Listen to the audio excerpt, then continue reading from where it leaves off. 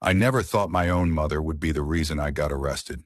Not a stranger, not a bully, not some mistake I made, but my own mom. And all because I fell in love. I was 17. I wasn't a rebel or anything, just a quiet girl, trying to survive high school, with a strict mom who barely let me breathe. She always controlled everything in my life, what I wore, where I went, who I talked to. She even read my texts sometimes when I was asleep. I used to think she was just overprotective, but I was wrong. She was dangerous. The first time I met David, it was at a small coffee shop downtown. I was there alone, sketching in my journal, when he asked if he could sit across from me. Arginor, he was older, about 23, but kind, respectful, and surprisingly soft-spoken. We talked for hours. It felt safe. When I got home that night, I couldn't stop thinking about him. So we met again. And again. I lied to my mom about where I was going. I said I had extra study sessions, or was going to Emma's house. She never questioned it much. I think she was too busy with her own secret love life. David and I got close really fast. I started falling for him.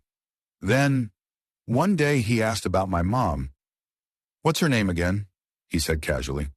"Carol," I replied. He froze. "Wait, Carol Matthews?" "Yeah." He stared at me for a long time and then said, "I used to date your mom." I literally felt the blood drain from my face. "What?"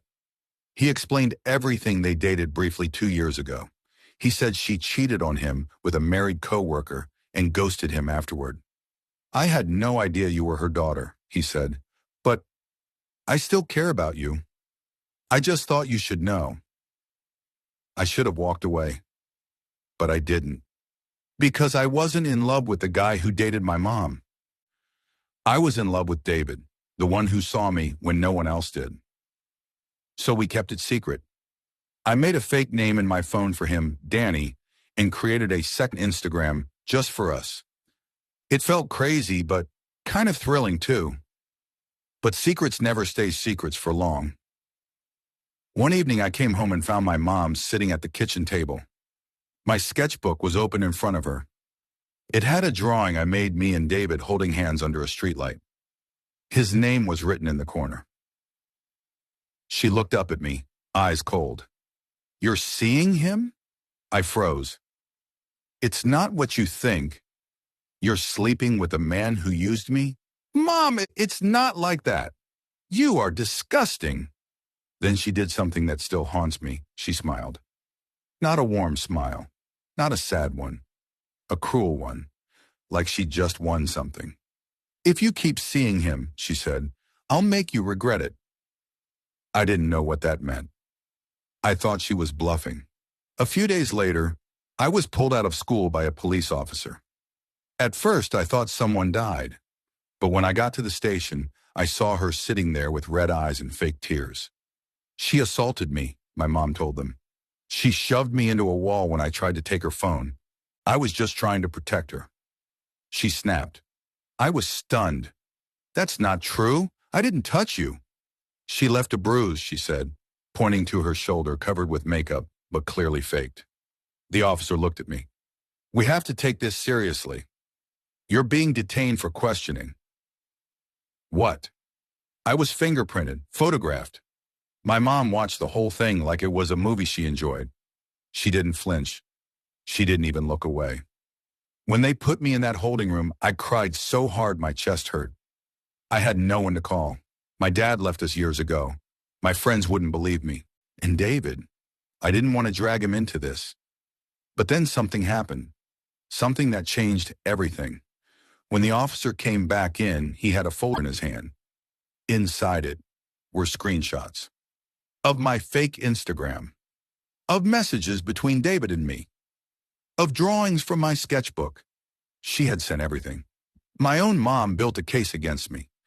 They were trying to frame it as an unhealthy relationship with an older man, a possible grooming case. But I was the one being groomed, not by David, by my mother. I spent the night in a juvenile detention cell. I kept whispering to myself, "She's my mom. She's my mom. Why would she do this? The next day, I was released pending investigation. No charges filed yet. But the school heard about it. Rumors spread.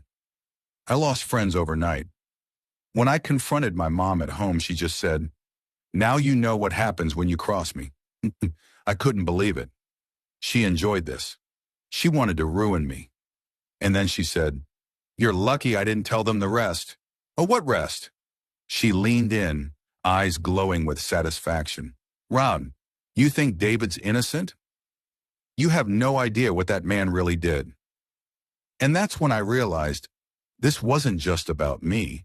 This was about her pride, her past, her secrets. And I was going to find out everything, even if it meant destroying the only family I had left. When I got home from the station that night, my hands were trembling. I didn't know what to think anymore. The woman I trusted most, the one who tucked me into bed after nightmares, who taught me to ride a bike, who said justice mattered more than anything, might be hiding a past that could destroy everything. And I couldn't ask her. Not yet. But the more I dug, the darker everything became. My mom's badge number was never in the old archives. Every other officer from that era had their records intact except hers. It was as if someone had wiped her identity clean. Or she never officially worked in the precinct at all. That night I opened the dusty box my grandmother had left behind. The one Mom told me never to touch. Inside, among the old photo albums and baby shoes, was a faded newspaper clipping. Armed robbery gone wrong. 2 accomplices escape, 1 killed in shootout. Dated 2 years before I was born. I looked closer. The suspects were never caught. And then taped to the back of the clipping, a photo of a teenage girl. With the same eyes as mine, I froze. That girl was my mother. But younger, much younger. So young, she could have been one of the robbers. Or their sister? No, the face, the jawline. It was her. And suddenly I saw it. The name Melissa Graves scribbled in ink. That wasn't my mom's name now, but the face didn't lie. My mom wasn't born into law enforcement. She ran from crime. And buried the truth so deep, even I never saw it coming. The next morning, I couldn't stay silent. I confronted her. "Mom, who is Melissa Graves?" She froze in the kitchen, the knife in her hand dropping into the sink with a loud clang. Her back was to me, but I saw her shoulders tense, shake. Then, she turned slowly, tears in her eyes. "You found the box," she whispered. I nodded. "I was going to tell you one day, when you were ready, but I never got the chance." She sat down, her voice trembling. "I was 17, desperate. My boyfriend at the time, he was older, dangerous. He dragged me into that robbery. He said no one would get hurt, that we'd run away, start a new life. But someone did get hurt, a clerk, shot by one of the others." She paused, swallowed hard. I ran. I ran so far I didn't even remember who I was anymore. I changed my name, hid, until I met your father, and he saved me. "But how did you become a cop?" I asked, baffled. She smiled bitterly. "He made it happen. He pulled strings, covered my past. He believed I could change, and I did. I swore to protect people, to atone." She looked me dead in the eyes. "I never hurt anyone, sweetie. I never wanted to. I ran because I was afraid. I didn't know what to feel." This woman had raised me to believe in justice, and she was justice for everyone else. But now her whole identity was fractured. She wasn't just a hero. She was a fugitive who became a protector. But it didn't end there. That night, as I lay in bed trying to process everything, someone knocked at our door. Loud, heavy, police. I ran downstairs. My mother stood frozen again. "Melissa Graves," the officer said. "You're under arrest for obstruction and failure to appear." "What?" I shouted. "This is insane. That was decades ago." But they didn't care. Someone had dug it all up. An anonymous tip. Someone wanted her gone. And that someone might be family.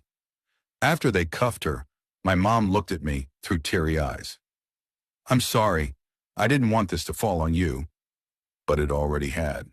The fallout was instant. At school, people whispered. On social media, I was the cop's kid whose mom was a criminal. I visited her in jail. She looked tired but calm.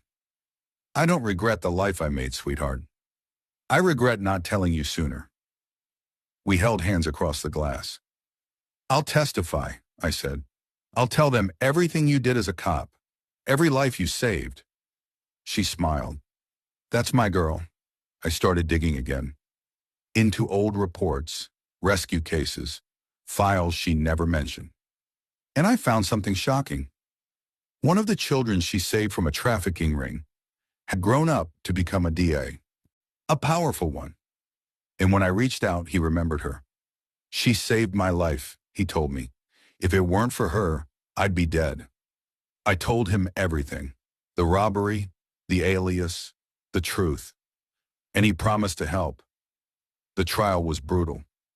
Prosecutors painted her as a liar, but the defense painted her as a survivor. The jury listened. I cried. My mom stayed silent like she was ready for whatever happened next. And in the end, she was found guilty, but granted a suspended sentence and community service. Because of her work, because of the people she saved, my mom came home, not as a cop, but as herself. She told me she would spend the rest of her life trying to do good. Open programs for at-risk youth, volunteer. And I believe her. Because even though her past was filled with shadows, she chose to become the light. And I'll never stop being proud of that.